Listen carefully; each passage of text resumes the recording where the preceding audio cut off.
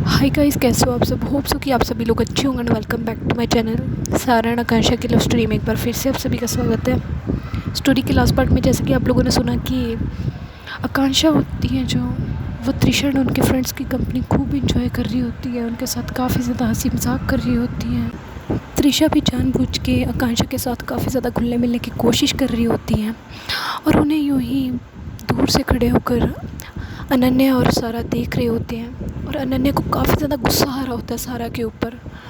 लेकिन जैसा कि सारा ने उन्हें बोला होता है कि वो कोई बच्ची नहीं है, शी इज़ कैपेबल, तो उनकी बातें उनके भाभी को भी सही लगती हैं और वो कहती कि सारा, मैं इसे अब ऐसे नहीं देख सकती। अगर मैं 2 मिनट भी फालतू यहाँ पे रही ना, सच बोल रही हूँ, इन लोगों में से किसी एक का सर ज़रूर फोड़ दूँगी मैं। तो कहती कि पापा प्लीज़ ना, काम डाउन प्लीज़।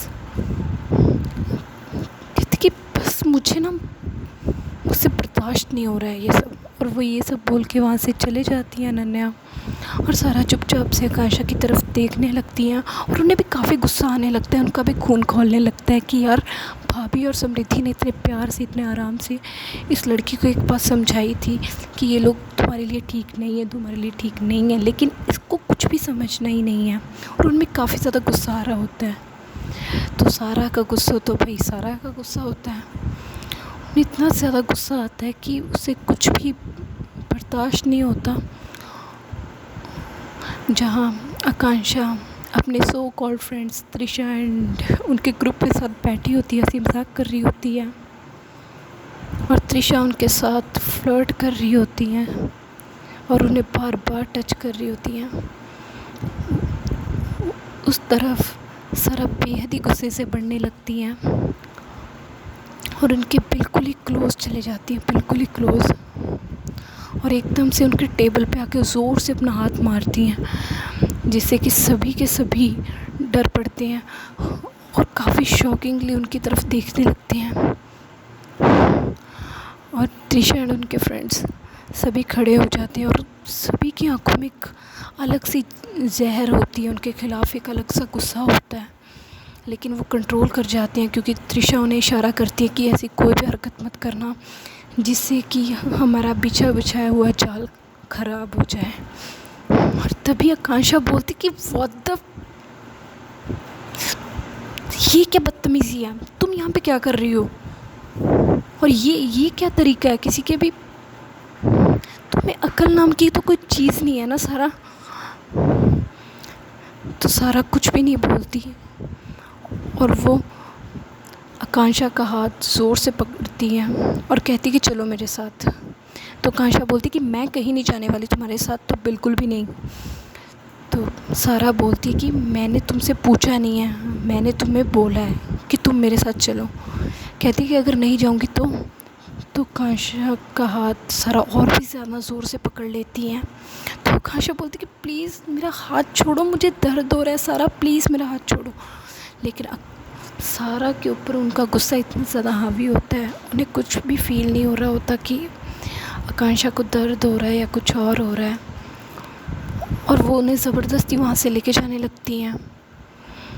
जब वो उन्हें लेके जा रही होती हैं तो आकांक्षा अपने दूसरे हाथ से अपने आप को पूरी तरह से छुड़वाने की कोशिश करती हैं, वो उन्हें मारने लगती हैं अपने दूसरे हाथ से, ज़ोर ज़ोर से उनके शोल्डर पे मारने लगती हैं। लेकिन सारा पे तो जैसे कोई असर ही नहीं हो रहा होता उनके यूँ मारने का, उनके यूँ हाथ पैर चलाने का। तो आकांक्षा एकदम से ज़ोर से सारा को धक्का देती हैं और अपने से दूर करती हैं और एकदम से खींच के उनके फेस पे थप्पड़ मारती हैं, काफ़ी ज़ोर का थप्पड़, और वो भी उन लोगों के सामने जिनके साथ सारा एंड उनके ग्रुप की कट्टर दुश्मनी थी। तो भाई उन लोगों के सामने आकांक्षा का मारा गया वो थप्पड़ उनके तो सीने में जैसे ठंडक का काम कर रहा था। और त्रिशा बोलती कि उफ यार, ये लड़की शीज़ थी कि यार अब आएगा मज़ा, जब सारा की वाट हम लोग आकांक्षा से लगवाएंगे, बिना किसी चीज़ में इन्वॉल्व हुए इन लोगों के रिश्ते आपस में ख़राब करेंगे।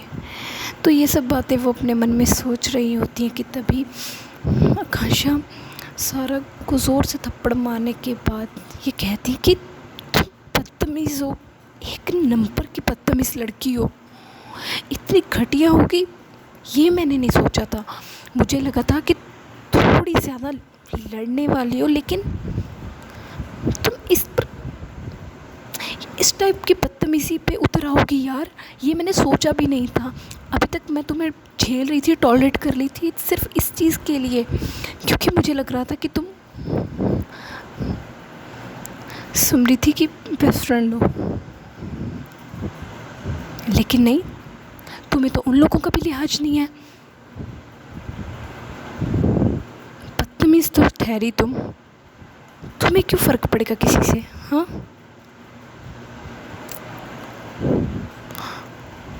और ऐसे मुझे यूँ पकड़ने की तुम्हारी हिम्मत भी कैसे हुई?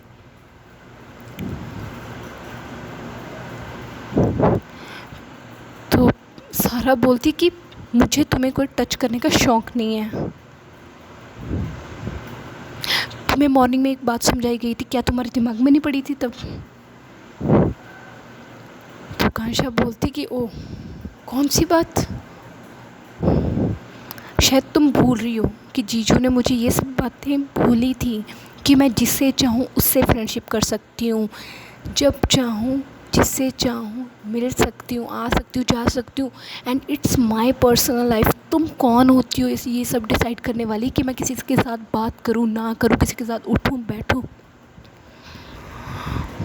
तब शायद सारा के पास उस चीज़ का कोई भी आंसर नहीं होता और वो एकदम से चुप हो जाती हैं, क्योंकि आकांक्षा उन्हें बोलती कि यार तुम्हें, मतलब तुम तो मेरी फ्रेंड तक नहीं हो, तुम्हें इतना हक भी किसी ने कैसे दे दिया, हाँ? सच में।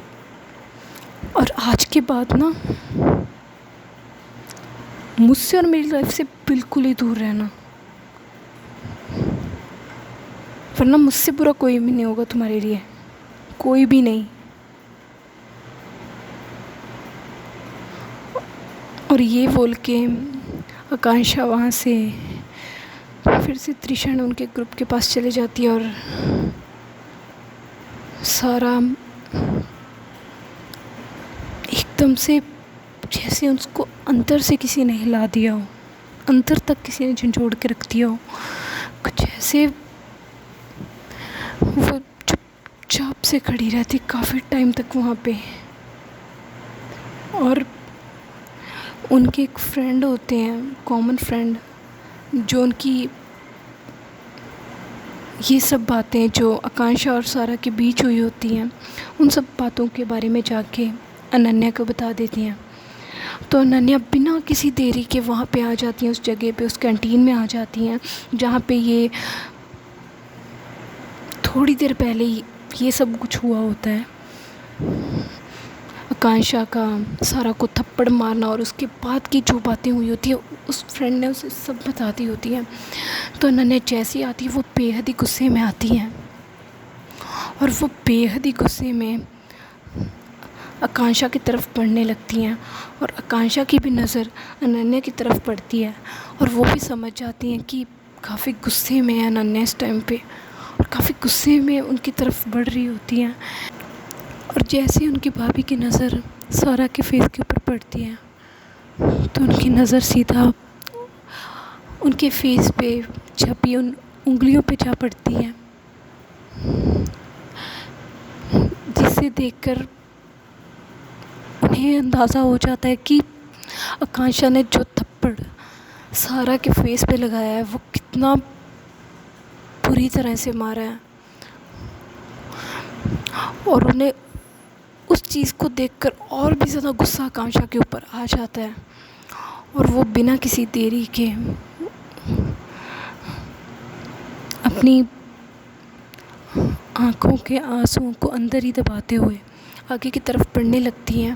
और जैसे ही वो आकांक्षा को इससे पहले कुछ कहने या करने वाली होती हैं तो सारा एकदम से उनका हाथ पकड़ लेती है और कहती कि नहीं भाभी। तो उनकी भाभी उनकी तरफ देखती है और कहती कि सारा आप मेरा हाथ छोड़ो, आए तुम ऐसे। कहती कि नहीं भाभी प्लीज़। तो वो नहीं मान रही होती तो सारा उन्हें अपनी कसम दे देती कि भाभी आपको मेरी। तो उसके बाद से अनन्या अपने आप को बेबस महसूस करने लगती है और कहती कि आप क्यों इतने अच्छे हो। कहती कि भाभी I think I am wrong, और वैसे भी मैं कभी ठीक होती ही नहीं हूँ, है ना। आप भी तो बोलते हो ना देवर जी आप ऐसे करते हो वैसे करते हो, आपकी मैं पिटाई कर दूँगी। तो फिर क्या हुआ भाभी, आपने नहीं तो आपकी दोस्त ने मार लिया। तो ये कह के वो हल्की सी स्माइल करने लगती हैं, एक फ़ेक सी स्माइल अपने फेस पे लाने लगती हैं। लेकिन अनन्या वो चाह कर भी कुछ नहीं कर पा रही होती क्योंकि सारा ने उन्हें अपनी कसम दे दी होती है और वो समझ रही होती है कि सारा के दिल पे फ़िलहाल क्या बीत रही है। लेकिन वो उस टाइम पे कुछ भी नहीं कहती और सारा का हाथ पकड़ती है और कहती है कि आप चलो यहाँ से प्लीज़। और वो वहाँ से सारा को लेकर क्लासरूम में चले जाती हैं। सारा चुपचाप से वहाँ पे बैठ जाती हैं जाके और थोड़ा नॉर्मल बिहेव करने लगती हैं, बातचीत करने लगती हैं सबसे। लेकिन अंदर ही अंदर उनके दिल में वो जो डर होता है कि शायद त्रिशा आकांक्षा को भड़का ना दे, वो और भी ज़्यादा मजबूत हो जाता है। वो कहती कि शिट यार ये मैंने क्या कर दिया है, शिट शिट शिट ये मेरा गुस्सा, और शिट यार ये मुझ पे इतना कैसे हावी हो गया यार, कैसे। आई एम टफर सच में। मुझे ऐसे उसका हाथ पकड़ने को किसने बोला था, और मुझे इतना गुस्सा आया क्यों यार उस लड़की के लिए जिसे मैं शायद अब 2-4 दिनों से जानती हूँ। क्यों मेरा इतना खून खौल गया जब त्रिशा ने उसके हाथ के ऊपर हाथ रखा। क्यों क्यों मुझसे ये झेल नहीं हुआ, क्यों मुझसे ये बात बर्दाश्त नहीं हुई, क्या हो रहा है ये सब। तो यही सब बातें उनके दिल में चल रही होती हैं। उधर एकदम बेफिक्री में आकांक्षा त्रिशा एंड उनके फ्रेंड्स के साथ हंसी मजाक कर रही होती है। तो त्रिशा कहती है कि यार ये अपने मतलब क्या कर दिया यार आकांक्षा। तो आकांक्षा बोलती कि ऐसे बदतमीज़ों को ना ऐसे ही सुधारा जा सकता है। मैं तो आप लोगों को भी कहती हूँ ये अगर ऐसी कोई बदतमीज़ी करे ना या कोई भी करे उसको ऐसे ही सुधारना। तो त्रिशा बोलती कि हाँ हाँ मैडम जो हुक्म आपका सरकार, हम तो आप ही से सीख रहे हैं। तो ऐसे बोल के त्रिशा स्माइल करती है कि शैतानी वाली सी। तो आकांक्षा भी उस टाइम पे काफ़ी ज़्यादा खुश होती हैं और इन लोगों में काफ़ी ज़्यादा बातें होती हैं। और थोड़ी देर में बेल होती है तो आकांक्षा बोलती कि यार चलें क्लास में। तो त्रिशा बोलती कि यार श्योर। तो ये लोग वहाँ से क्लास में जाने लगते हैं। तो त्रिशा कहती कि एक्सक्यूज़ मी आकांक्षा। तो आकांक्षा बोलती कि हाँ। कहती कि if you don't mind evening में हम लोग एक रेस्टोरेंट में मिलने वाले हैं हम सब फ्रेंड्स, क्या आप चलोगी। तो आकांक्षा बोलती कि इवनिंग नहीं फ्रेंड्स यार फिर कभी। कहते कि ओ मतलब लड़की लेट नाइट बाहर नहीं घूमती। हाँ शरीफ लड़की। तो आकांक्षा बोलती कि यार वैसी कोई बात नहीं है, मेरी बात तो सुनो। बस ये है कि मुझे आज कुछ काम है और मैं इसलिए कुछ टाइम अपने पेरेंट्स के साथ भी बिताना चाहती हूँ और कुछ नहीं है। फिर कभी। तो त्रिशा बोलती ओके श्योर मैम, जैसा आपको हो। और वो फिर से वही गंदी वाली स्माइल करती हैं और वहाँ से उनके साथ चले जाती हैं। और जैसे ही आकांक्षा और त्रिशा उनके फ्रेंड्स के साथ क्लास में एंटर होती हैं तो अनन्या को भी उनके ऊपर काफ़ी ज़्यादा गुस्सा आ रहा होता है। वो चुपचाप से आती हैं और अनन्या के बगल में बैठ जाती हैं और उनके दूसरी साइड में समृद्धि बैठी होती हैं और जो सारा होती हैं वो अलग टेबल के ऊपर बैठी होती हैं। तो आकांक्षा अनन्या से काफ़ी ज़्यादा बातचीत करने की कोशिश कर रही होती हैं, लेकिन अनन्या उनकी किसी भी बात का ठीक तरह से आंसर नहीं कर रही होती, उन्हें कोई जवाब नहीं दे रही होती। तो आकांक्षा बोलती कि नाराज़ हो मुझसे।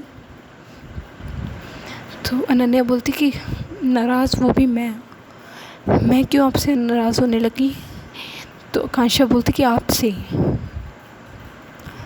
अबे तेरे मेरे बीच में आपसे कहाँ से आ गया यार, तू मतलब कैसे कैसे बिहेव कर रही है, क्या फॉर्मेलिटी कर रही है मेरे साथ। कहती कि नहीं, आप तो लोग बड़े हो, किसी पे भी हाथ उठा देती हो, किसी को भी मारने लगते हो।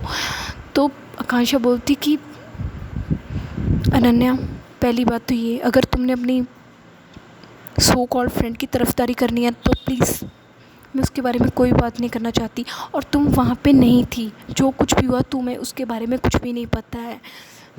तो ऐसे सब कुछ बोलने लगती है और उनकी टोन थोड़ी सी बदलने लगती है। तो अनन्या उन्हें बोलती है कि लिसन आकांक्षा, टोन नीचे, इतनी ज़्यादा हाई पिच मैं किसी की वॉल्यूम नहीं सुनती हूँ, ये बात तुम्हें भी पता है। तो आकांक्षा बोलती कि कूल, समझ रही हूँ मैं किसकी आग लगाई हुई है और किसका तेल डाला हुआ है। फाइन, अगर नहीं बात करनी है तो ठीक है। तो ये बोल के वहाँ से अपना चुपचाप से बैग उठाती हैं और त्रिशा के साथ में जाकर बैठ जाती हैं। और उनकी ये सब हरकतों को देखकर अनन्या को भी उनके ऊपर काफ़ी ज़्यादा गुस्सा आ रहा होता है कि यार इसे क्या हो गया है, आए हुए एक दिन नहीं हुआ और ये त्रिशा। शाबाश बेटा, यही प्यार था और यही फ्रेंडशिप थी हम लोगों के बीच में, जो तुमने ऐसे ख़त्म। ठीक है, इसे भी अगर एटीट्यूड में रहना है तो रहे, अपनी गलती नहीं माननी है तो ना माने, फाइन। तो वो यही सोच के चुपचाप से अपना काम करने लगती है। तो ऐसे ही करके इन लोगों का जो पूरा दिन होता है वो बीत जाता है। समृद्धि को हालांकि इतनी कुछ ख़ास बातें नहीं पता होती इन लोगों के बारे में, क्योंकि वो थोड़ा सा अपने काम में बिज़ी चल रही होती है। लेकिन जिस हिसाब से आकांक्षा वहाँ से गुस्सा होकर गई होती हैं तो उन्हें भी कुछ ना कुछ आइडिया लग जाता है कि इन लोगों में कुछ ना कुछ हुआ है, माहौल काफ़ी ज़्यादा गर्म है। तो वो अनन्या की तरफ देखती है और कहती है कि बेबी व्हाट हैपेंड। तो अनन्या बोलती है प्लीज़ अभी आप मुझसे कोई भी बात मत करना प्लीज़, कुछ टाइम तो बिल्कुल भी नहीं। कहती कि क्या हुआ, कहती कि बोला ना कोई भी बात नहीं। तो समृद्धि एकदम से शांत हो जाती हैं, कुछ नहीं बोलती, वो एक वर्ड नहीं बोलती। सो गाइस, देखते हैं आगे आगे इन लोगों की स्टोरी क्या मोड़ लेती है। इन लोगों की शुरुआत ही ऐसे हुई है स्टोरी की, तो इसका अंजाम क्या क्या होगा। तो ये सब जानने के लिए तो आपको स्टोरी के साथ कनेक्ट रहना होगा। अगर स्टोरी अच्छी लगी हो तो प्लीज़ स्टोरी को लाइक, शेयर, कमेंट और चैनल को सब्सक्राइब करना ना भूलिएगा। और एक और बात, आप लोग बोल रहे हो कि स्टोरी स्लो चल रही है, स्टोरी में ये नहीं है, स्टोरी में वो नहीं है। तो गाइस, ये स्टोरी बाकी सब स्टोरियों से थोड़ी सी हटकर है। इस स्टोरी में भी आपको सब कुछ मिलेगा, लेकिन सो प्लीज़ थोड़ा सा पेशेंस रखिए, सब कुछ मिलेगा। लेकिन जिसकी भी स्टोरी है उसे भी समझने की कोशिश कीजिएगा। हर एक इंसान की लाइफ एक दूसरे इंसान से अलग होती है और इसीलिए उनकी स्टोरी भी एक दूसरे से थोड़ी बहुत अलग होती है। कुछ पार्ट हो सकता है कि किसी की ज़िंदगी से मिलते हों, लेकिन पूरी की पूरी ज़िंदगी ये मैच होना तो नामुमकिन है ना।